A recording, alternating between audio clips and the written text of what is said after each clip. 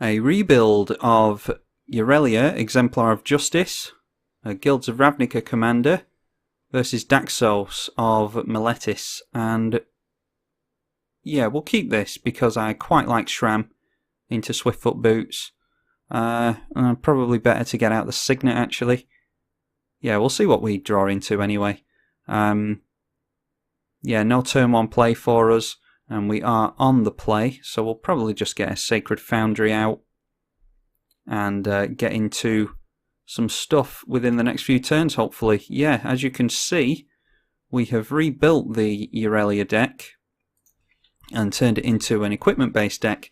My initial reaction when I saw a new Boros commander that costed 4 and had evasion was to make some kind of equipment deck for it, but I already have a SRAM Senior Edificer, which is this card here. Whenever you cast an aura or equipment or vehicle, draw a card, 2/2 for 2. Very good commander. And yeah, I didn't know if I wanted to just build another equipment deck, so I tried to be clever and went for Hate Bears with Aurelia instead. And yeah, we might get down a turn 3 Aurelia here if we get into a land. Yeah, so what that was basically tutoring for Hate Bears that would slow down our opponent, make things come into play tapped and all that type of stuff while we just wail on them with our either commander or the actual creatures that are coming into play. Didn't think much of it, to be honest, because let me see what we want to do here before I carry on wittering on. I think we'll just have to go for SRAM, and then we can go for Swiftfoot Boots next turn, try and get into a land card.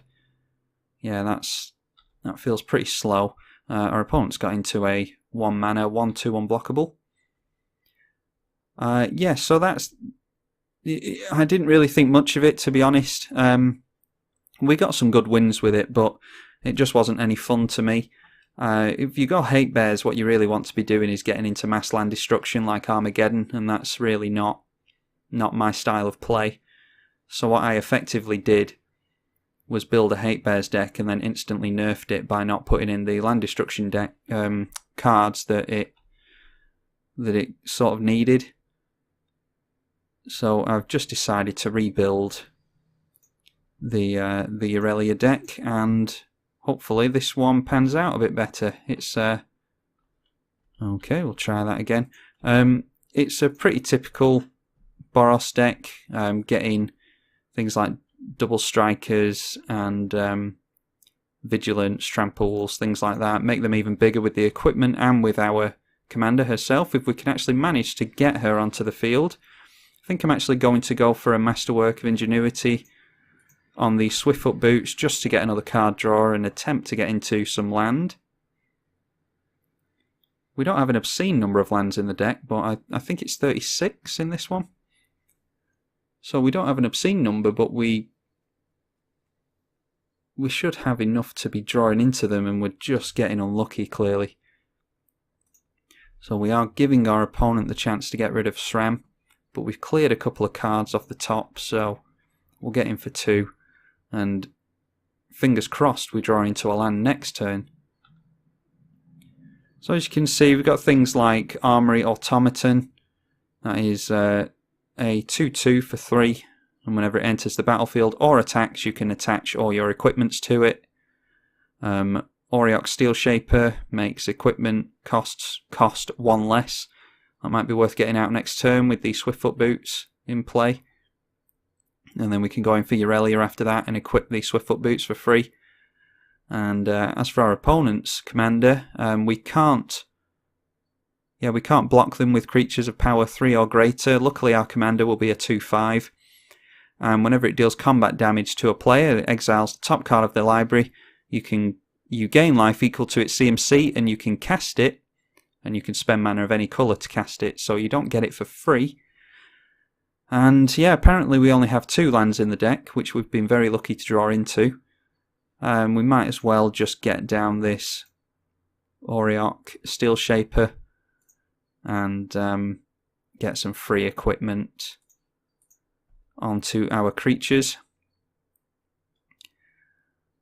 And I don't think I am going to... Oh, it already has a Spirit Mantle on it anyway, so our opponent's commander can't be blocked by our creatures, so there's no sense in doing anything but swing him.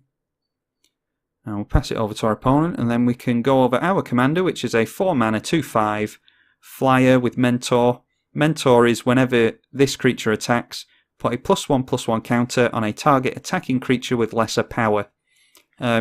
Noteful that you can play this in Two-Headed Giant and put the counter on one of your opponent's creatures because you both attack at the same time.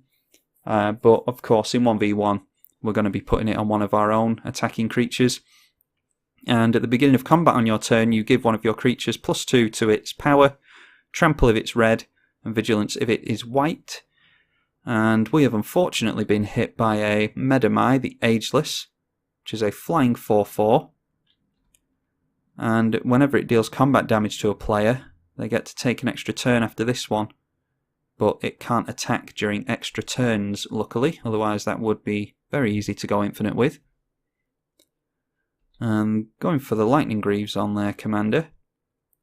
I think they've realised that we don't have a Path or a Swords, or a Condemn even. So I'm just going to take another hit and see which non-land cards we draw into next.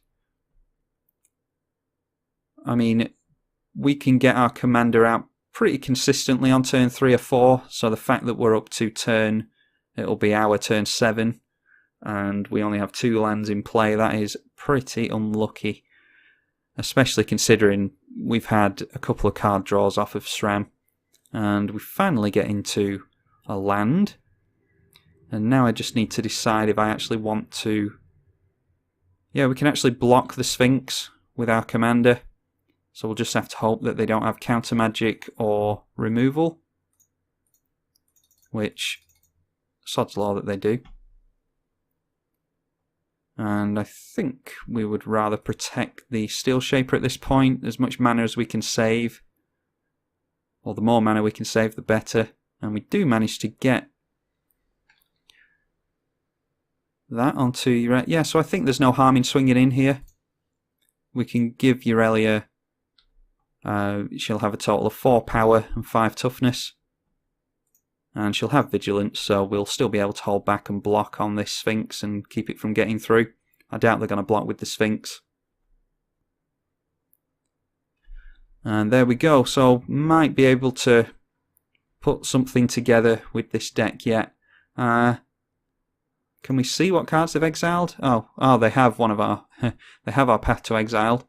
Can they cast that anytime they want? Oh no, it's until the end of the turn. So they didn't go for the Path to Exile, so these are useless to them now. That might be... I think that's our Ancient Tomb, actually. And they didn't get into our Wooded Foothills because there was nothing they could get with that. That's a green and red fetch land. So there is, of course, nothing that they can grab with that. And I assume that they're going to swing in with their 2 unblockable creatures. And... oh yeah, I forgot about the Spirit Mantle. Yeah, so protection from creatures and +1/+1. So we, of course, cannot block that. We could go for a Chaos Warp on the Spirit Mantle. And Stoneforge Mystic might do them some good if they... I mean, at the very least, they could probably get a Swiftfoot Boots out of that. I have to assume that they have that in their deck. Maybe they only have Lightning Greaves, but I would assume in a Daxos deck. Yeah, it looks like they're going for Stoneforge. Oh no, Hero of Erois. Aura spells cost 1 less to cast. And whenever you cast a spell that targets Hero of Erois, you put a +1/+1 counter on it. It is a 2/2/4/2. So this might be just an aura-based deck as opposed to having any equipment. Be intrigued to see if our opponent does go for the Stoneforge. That will be very telling. Yep, and they will of course have to reveal what they go for off of that. Probably a sword to give them protection. And that might even go on to the onto the Sphinx to get extra turns through. I think we've just been unlucky this game, not being fast enough. Well, oh no, Whisper Silk Cloak. That is Shroud and unblockable. And it's 3 to throw out, 2 to equip. Won't be able to equip it now.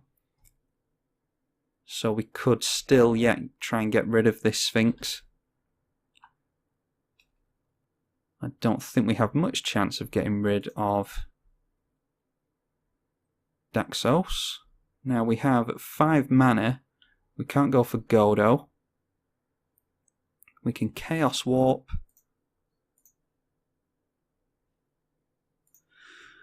And we can go for Nahiri, but I don't think she does anything for us. I wonder about the red-white Yahini, if that would... Nahiri, if that would do anything for us or not. I think we've just been too slow in this game, to be honest.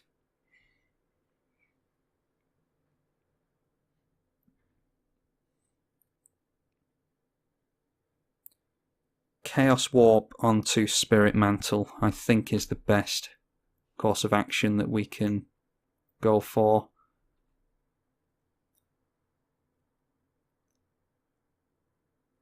Although we don't want them to take extra turns on us, do we? So we might have to just go for the Whisper Silk Cloak.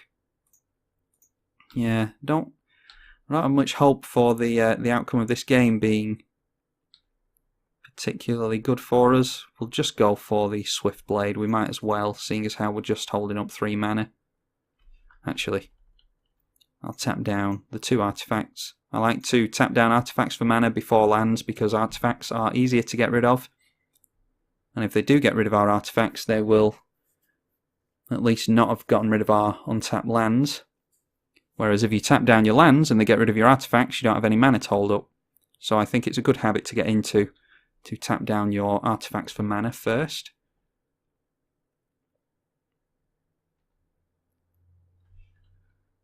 And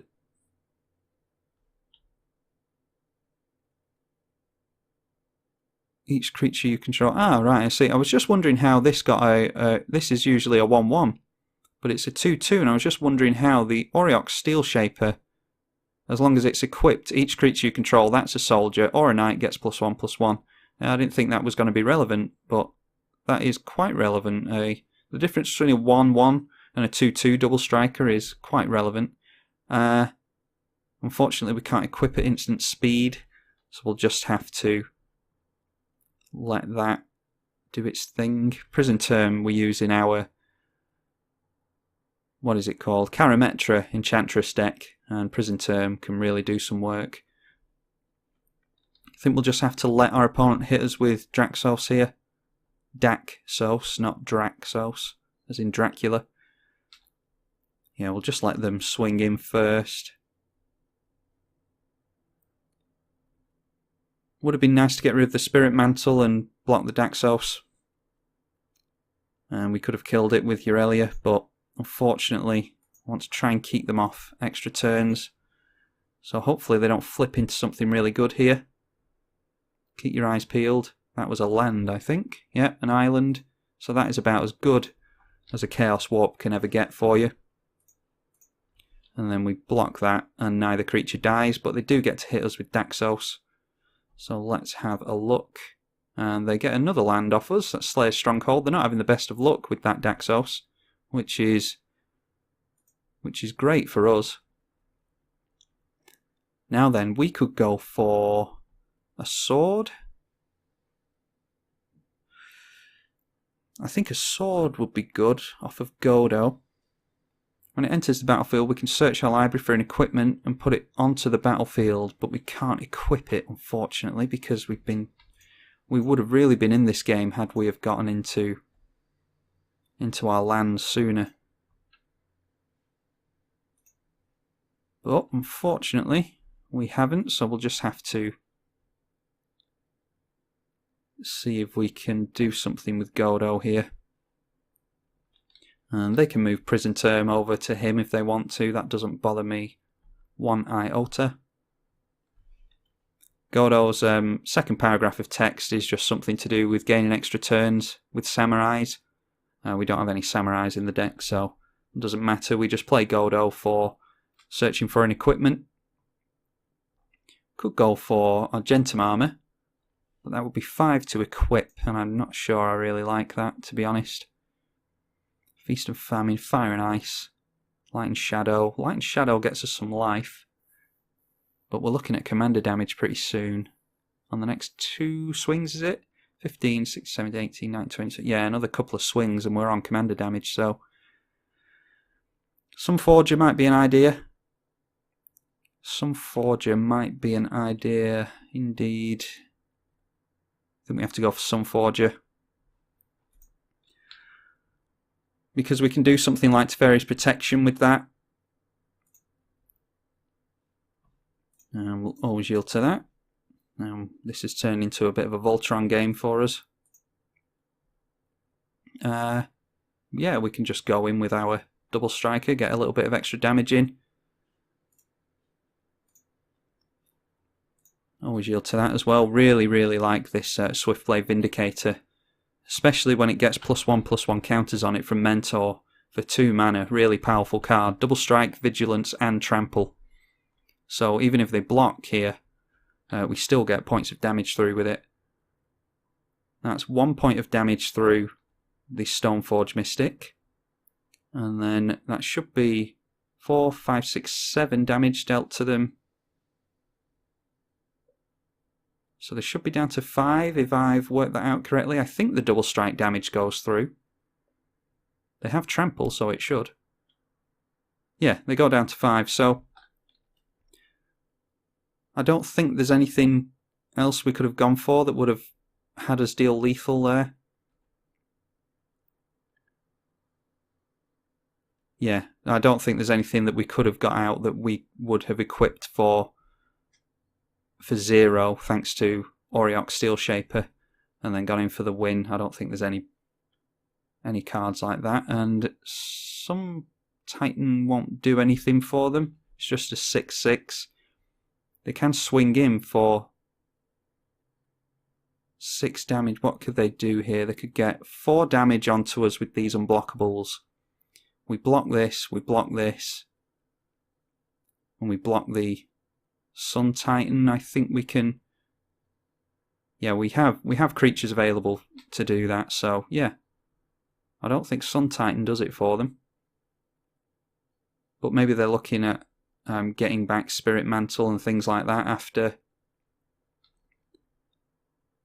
we blow them up. If we blow them up, see what our opponent gets. I bet it's something really good. No, it's another land. I mean, we couldn't have been any more lucky, could we really? I know they got a path off of us, but they might actually have been helping us get into some decent draws, and they're not even getting the lands that would have been useful to them. So yeah, pretty lucky on our part, and it's about time we got some luck in this game. We could get down our own Sun Titan, but we would have to tap out for that. I think that's 3. So yeah, we would have to tap out for it. So I think what we do instead, and this is 2 to equip, 3 to equip. So we go for, actually, instead of tapping all the white mana, why don't we equip to Aurelia? That does give +4. Actually, hang on. Oh no, it costs 1 less. Yes, of course. I thought we cheated some mana cost there. So what we do now is just go Voltron on our Aurelia. And then if our opponent does anything fancy, we can go for Teferi's Protection. There's a few other things we can go for as well. So we attack into our opponent.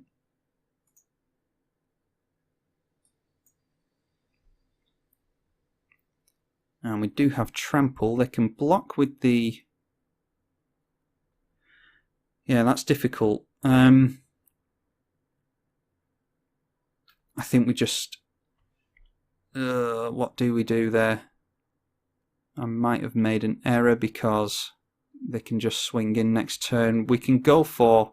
Yeah, I think we've still got a chance because we can still go for the Teferi's Protection in response to whatever they do next turn, and then we will phase back in and swing in for the win. Yeah, that's pretty lucky on my part because I didn't actually plan that out correctly. I just assumed we had lethal, but I didn't count it up correctly, clearly. Alright, so I assume they're going to try and swing in for lethal here, which means we unequip the Sunforger, and that will allow us to search for an instant with converted mana cost 4 or less and cast it for free, which we will do right now. That will get us into Teferi's Protection, which is right here. Our life total can't change, we have protection from everything, and all our permanents phase out. And that does mean that everything gets unequipped, but I don't think it matters, to be honest. Just trying to buy ourselves an extra turn at this point. We've kind of cobbled together a win here. Finally got into a few lands and got into a lot of luck off of the Daxos triggers. Oh, and the prison term. I wonder what happens with that when that phases back in, because in fact I don't know why that's phased out at all, because it's not our permanent. Surely it should just go back into the graveyard. I don't know, maybe it comes back in reattached. Alright, yeah, and our opponent sees the writing on the wall. Clearly they had nothing in hand to deal with us. What would happen there is we would phase back in. We would have to re-equip our equipment. Equipments and auras do fall off when you phase out. But we will probably just go for Swiftfoot Boots onto Aurelia. And then swing in for lethal in the air. Not the most graceful win, again, but it was a win nonetheless. A little bit of luck, a little bit of unluck at the beginning there. So, yeah, managed to do something with Sunforger there. I think that was a good tutor off of Godo. That is the new Aurelia Exemplar of Justice equipment deck. I enjoy this one more than I enjoyed the other one, so if people want to keep on seeing Aurelia matches, then this is the deck that I will be running. The link is in the description for it, so if you want to run it yourself, by all means, help yourself. I'm not possessive over these decks, so steal them to your heart's content. If you go making your millions on Pro Tours at them, then I just ask that you give me credit. But apart from that, knock yourself out. I'm tribalkai on the EDH channel. Thank you for watching.